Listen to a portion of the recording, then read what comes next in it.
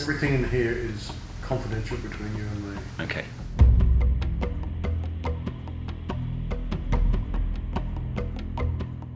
Look, if you were to pay 7 figures to anybody, the world would fall in on top of you. Small dribs and drabs. It's Really? the only way to go. If you're a politician, it's the quickest route to being a millionaire.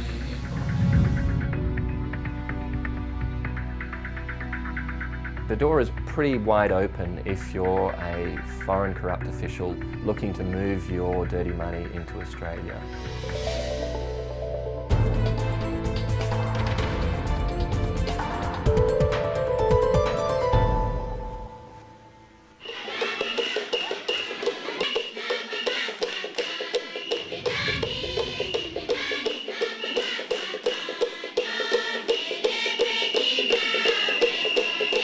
Papua New Guinea is a land of great beauty, with a rich culture.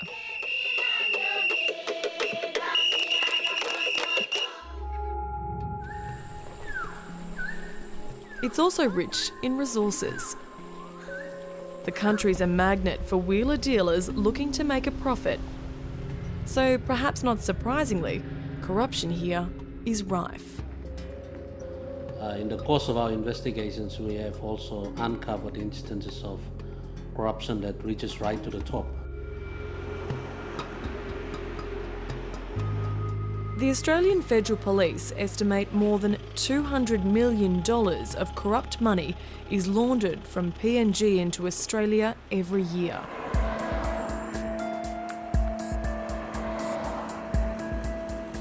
All right. Okay. A private investigator, armed with a secret camera, is on his way to meet with a leading law firm.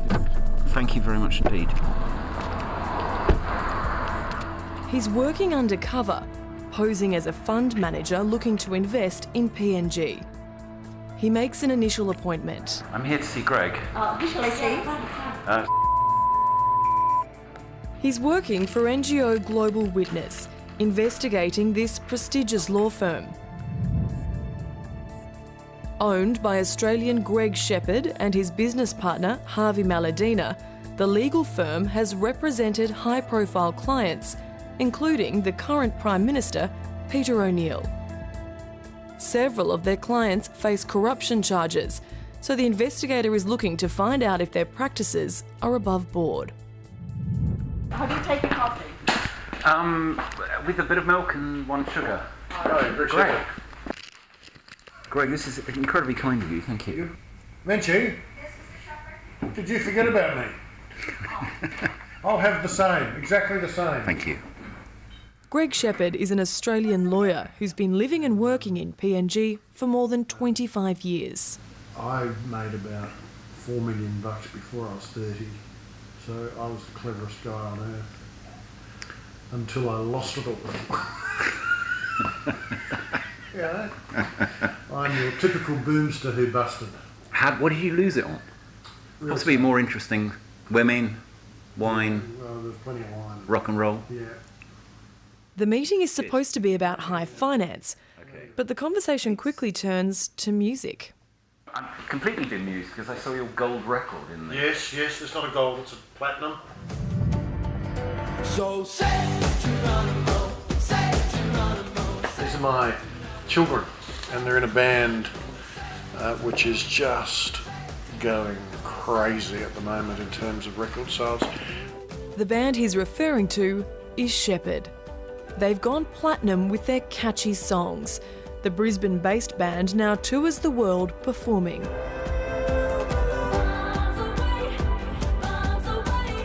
Three of the band members are Shepherd family siblings.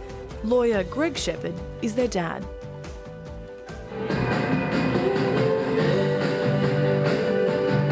Catchy as Asian flu. Spent 3 weeks around Easter time at the #1 position in Australia. Are you also in the band, write the music, or are you just the proud parent? I own it, right? Oh, okay. I set it up as a family business. Okay. And I control it through a Singapore company called Empire of Song. Chinese. That's beautiful, actually. That's sort of- I play a very important instrument in the whole thing. It's called the negotiable instrument. I sign all the checks. Greg Shepherd's resume says he's a former Queensland Crown prosecutor. Records show he's been the director of more than 50 companies since the late 80s. Currently, he sits on the board of Air Niugini, and until recently, he was a director of Wilson Protective Services, the subsidiary that runs the Australian Detention Centre on Manus Island and Nauru. Mr Shepherd's website says he was awarded an OBE and the Companion of the Star of Melanesia for his distinguished service to Papua New Guinea. Yeah. As the secretly recorded discussion continues, the talk turns to politicians looking for bribes. But I've spoken with 3 or 4 people who've got land to sell, and they've said, well, there's going to need some big mouths to feed. Some ministerial approval. Some ministerial approvals. Something that needs to be handled very, very carefully. All those sorts of mobilisation fees really ought to originate from offshore. Bluntly, are we likely to get any kind of commercial steer from the minister? Yes. So they'll have businesses set up then? Yeah. Okay. Yeah, it's not just going to come, because I would struggle with a kind of, brown bag situation. Nah. I imagined it was a little more nuanced and finesse than that. Yeah. But I don't know, because I don't haven't, know what it is. you know. And that will still, you've got to make sure that it's not going to be attacked as money laundering. Yeah.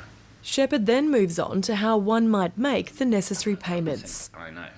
Look, if you were to pay 7 figures to anybody, the world would fall in on top of you. Small dribs and drabs. It's Really? the only way to go. Greg Shepherd states he's not advising the investor to break the law. I'm approaching it from a lawyer's point of view. Yeah. I don't want to Not as a advise business. you to do anything illegal. It would have to be something that didn't raise suspicion, something that was ostensibly commercial. Yeah. The days of banging $1 million into his secret numbered account in Singapore is over. Yeah. Yeah, yeah.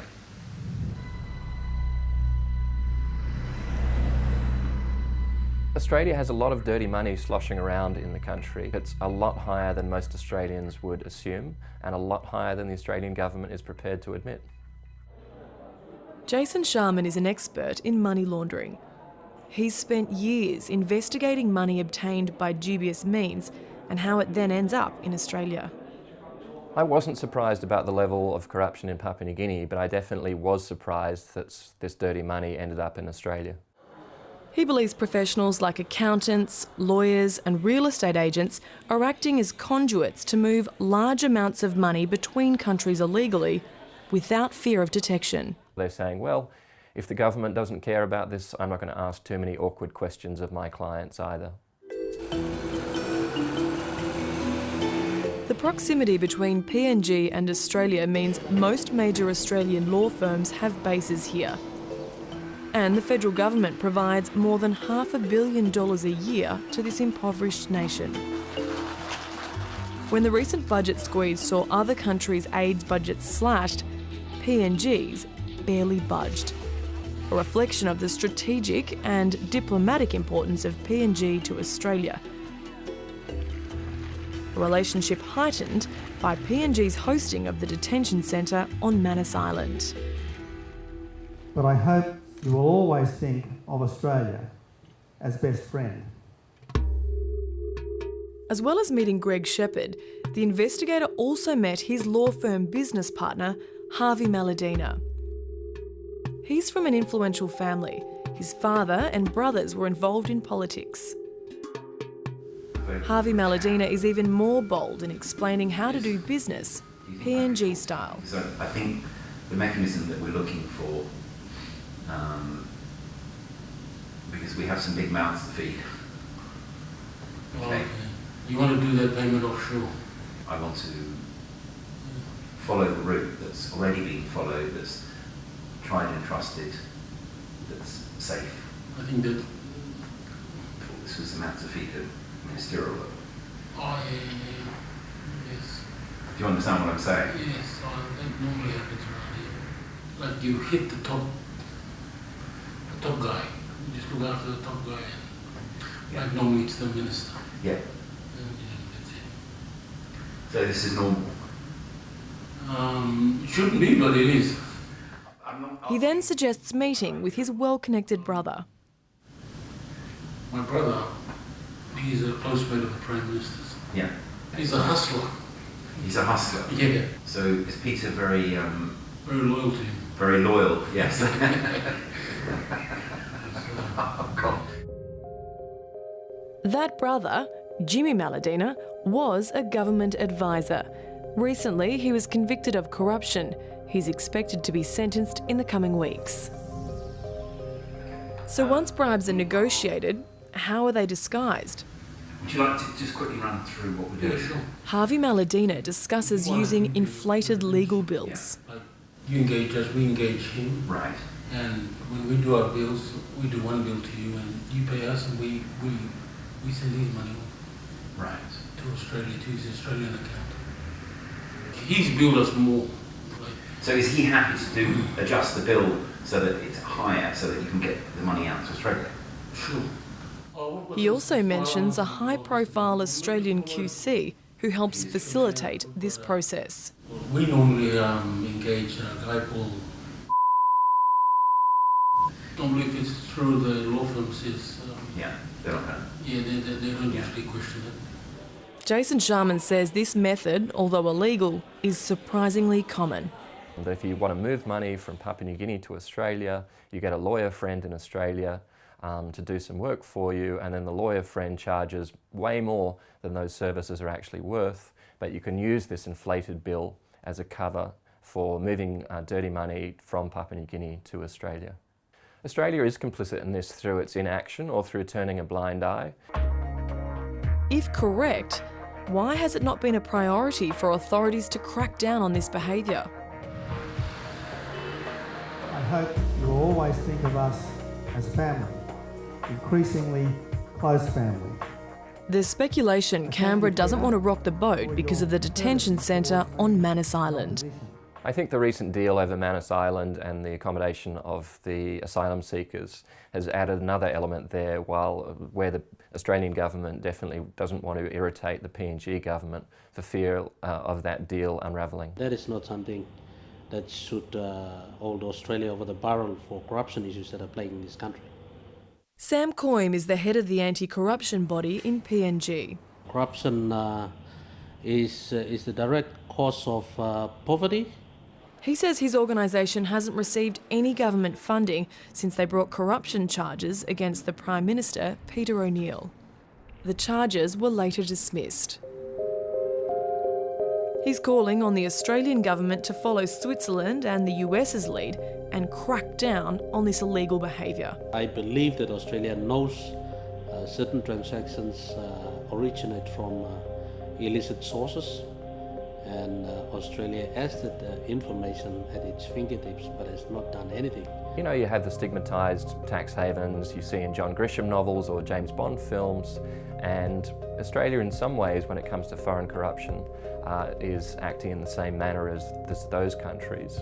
And I guess we have to ask, do we really want our country to be aiding and abetting that sort of criminal conduct abroad? There's a lot of money coming in, and if you're a politician, it's the quickest route to be a millionaire. I'm going to be a politician too. Dateline put a series of questions about bribery and money laundering to both lawyers. Harvey Maladina replied, saying, "The allegations are not true. At no time did I make or insinuate that illegal payments can be made through my firm." Greg Shepherd told us he considers the allegations to be false. He says his comments on these occasions were hypothetical. Where the cost of business is, leaving aside all the bribery and all that, it's just actual resources of hotels and transport and phones and terrible internet and, all those things. But I still think... But then the rewards are huge. Everything is an elephant here. There's no pygmies.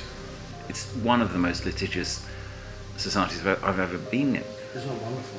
What do you think? I'm here for my health.